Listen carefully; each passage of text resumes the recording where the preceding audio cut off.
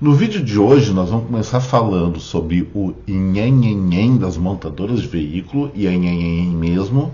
Depois a gente vai dar alguns pitacos, algumas opiniões sobre a ideia do presidente Luiz Inácio da Silva de reestatizar a Eletrobras, passando rapidamente pela recuperação do mercado imobiliário dos Estados Unidos, e vamos encerrar o Fora de Curva de hoje tecendo alguns comentários a respeito da nova mania do ministro da Justiça, Flávio Dino, de querer processar quem critica ele ou quem fala mal dele.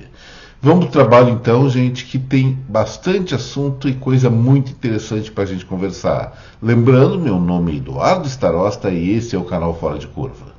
Então, saiu hoje no jornal Correio Brasiliense uma notícia a respeito de que General Motors, a nossa Chevrolet, a Hyundai e a Stellantis, que reúne grandes montadoras do país, como Fiat, Jeep, Peugeot e Citroën, vão conceder férias coletivas de seus funcionários em pelo menos um turno.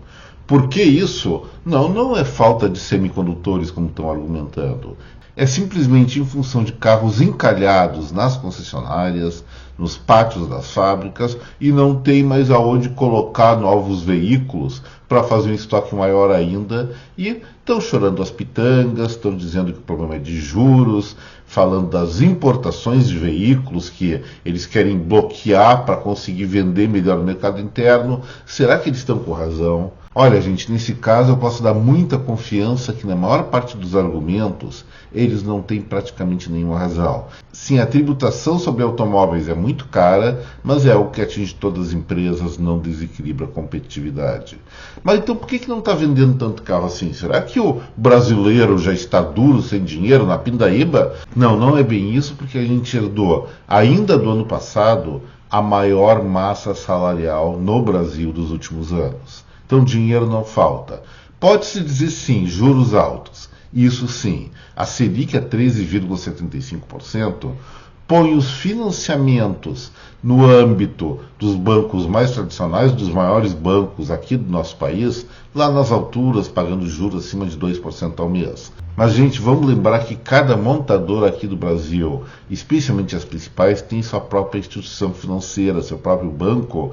E, normalmente, quando o juro está muito alto, eles derrubam o juro interno do seu próprio banco para beneficiar ou para conseguir mais consumidores. Por que eles não estão fazendo isso agora? E aí eu vou repetir uma coisa que eu vim insistindo no Fora de Curva dos últimos dias. A culpa dessa crise de consumo de veículos tem uma autoria só: as próprias montadoras de veículos.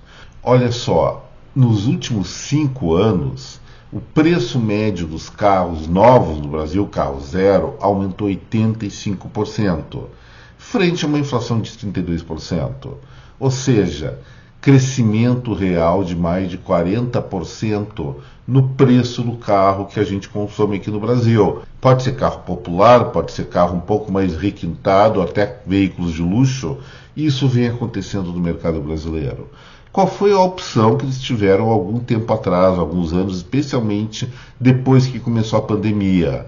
Eles resolveram reduzir a produção e, para comportar o que os economistas e até alguns contadores chamam de custo fixo, eles aumentaram a margem de lucro sobre cada veículo.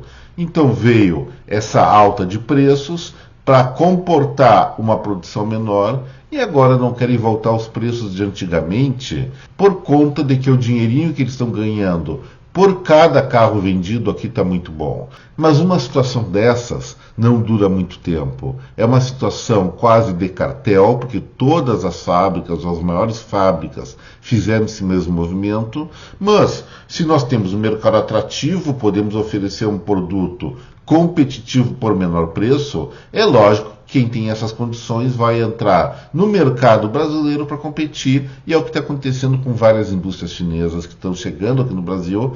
Compraram já o parque industrial da Mercedes-Benz, que saiu do Brasil, e tem uma outra chinesa que vai comprar a estrutura deixada pela Ford lá na Bahia. E aí, gente, babaus. Se essas montadoras tradicionais aqui no Brasil não se mexerem em reduzirem suas margens e oferecerem um produto melhor e mais barato para o consumidor brasileiro, eles vão continuar a chorar e vão perder sim mercado. Eu, pessoalmente, sou ainda meio receoso de comprar carros chineses, mas pelo que eu ouço falar, melhoraram muito de qualidade. Tenho preferência pessoal por marcas mais tradicionais, até pela questão de segurança de peças de reposição, como GM, Fiat, Volkswagen, até Toyota, que faz carros excelentes. Mas, evidentemente, se eles não reduzirem preço, não facilitarem ou não derem condições justas de aquisição de veículo, eu vou partir para o chinês no meu próximo carro, sem dúvida nenhuma, e a racionalidade do consumo manda que se faça isso. Então essas montadoras que se agilizem, parem simplesmente de chorar pela própria incompetência, pelos próprios problemas de gestão e vão sim ao abraço da concorrência. Isso é que deve ocorrer numa economia de livre mercado, como a brasileira estava se tornando, e espero que continue essa transição. E nos Estados Unidos, gente, uma surpresa muito legal. Ontem mesmo, no quadro que vem por aí do Fora de Curva de Segunda, eu havia antevisto, pelas projeções não minhas, mas dos economistas lá dos Estados Unidos, que a venda de casas usadas lá ia subir 5% em fevereiro diante de janeiro. Eles erraram, e erraram feio. Subiu quase o dobro, 9,3%. O que significa isso? Simplesmente esse dado mostra que a crise do setor imobiliário norte-americano tem grandes chances, enormes chances de estar chegando ao seu final.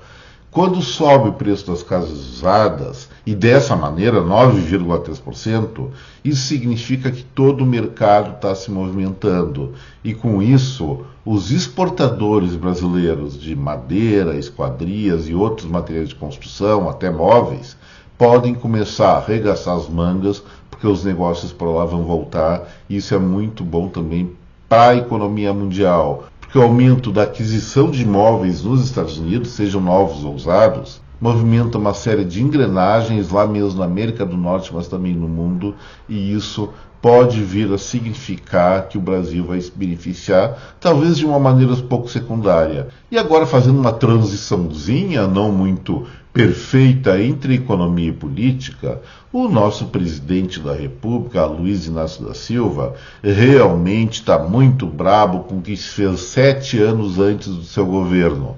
O que aconteceu? A Eletrobras foi privatizada, a participação majoritária do capital da empresa foi vendida a 96,6 bilhões de reais, uma boa grana naquela época, ainda é uma boa grana, é claro, e o Estado ficou com uma posição minoritária na empresa. Agora o presidente da República quer reverter isso porque tal empresa é um patrimônio nacional, jamais poderia ter sido vendida, e está começando diversas gestões políticas para a reversão desse processo. Se acontecer isso, gente, vai ser uma pena, vai ser um atraso. O que o Brasil, o governo do Brasil, quer fazer gerindo o sistema elétrico? Nunca deu certo, sempre foi deficitário, no governo passado foi superavitário, até para a preparação da ex-estatal para sua venda no mercado. Agora, nosso presidente da República, querendo reverter isso, pode estar fazendo uma lambança na qual ele, o próprio partido dele e todos os brasileiros vão se arrepender muito no futuro. Produção é coisa de setor privado, não é assunto de governo e ponto final. E para finalizar o Fora de Curva, um dos personagens mais habituês dos últimos meses aqui no canal é o ministro da Justiça, Flávio Dino. Ontem ele encaminhou para o Supremo Tribunal Federal, para o senhor ministro todo-poderoso, dono do Brasil, Alexandre de Moraes, um pedido para abrir um inquérito contra algumas pessoas que também são figurinhas carimbadas no Brasil. Olha a listagem que ele colocou como denúncia: Eduardo Bolsonaro, Carlos Jordai, Paulo Bilinski, Ottoni Moura Júnior, Cabo Gilberto e os senadores Flávio Bolsonaro e Marcos Duval, 2 filhos do ex-presidente. Que travessura esses meninos fizeram? Eles simplesmente questionaram o ministro da Justiça pelo fato dele estar entrando praticamente sem segurança na favela da Maré, no Rio de Janeiro, quando a própria polícia, para conseguir entrar lá, botar um pezinho lá, tem que se armar até os dentes, criar quase com um exército para fazer uma operação muito bem planejada, e ele entrou na boa. Será que ele é uma pessoa tão popular assim? Ou será que ele fez boas combinações?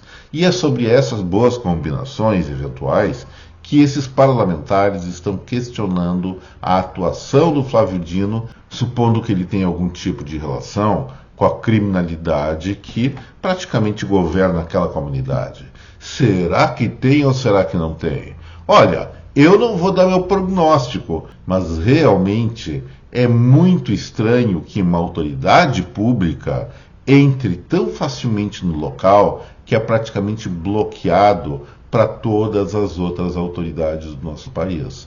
Isso aí deixa a gente com a pulga atrás da orelha, espero que não seja nada. Mas será que o ministro da Justiça, com todo o poder e toda a responsabilidade institucional que ele tem, precisava fazer esse lero-lero de pedir ao grande Alexandre de Moraes, ao poderoso Alexandre de Moraes, que abra um inquérito sob o argumento que ele estaria sofrendo ilícitos penais? Eu acho que política, especialmente aqui no Brasil, é muita verborragia, é muita retórica. Ele falou várias vezes coisas irresponsáveis, como todo político brasileiro fala. De vez em quando é bom ouvir também. Como eu falei, não sei se essa denúncia tem responsabilidade ou não. Só sei que a reação dele, no mínimo, foi destemperada. No mínimo, foi em desacordo com as tradições políticas mais, diríamos assim, barraqueiras do debate público no Brasil. E assim, gente, com essa pulga atrás da orelha, eu vou encerrar o vídeo de hoje pedindo para vocês, por favor, deixem seu like, compartilhem esse vídeo com a sua rede de contatos e não se esqueçam também, por favor, de novo, inscrevam-se aqui no canal. Um forte abraço a cada um de vocês, deixo também meu até breve e o meu tchau. Tchau!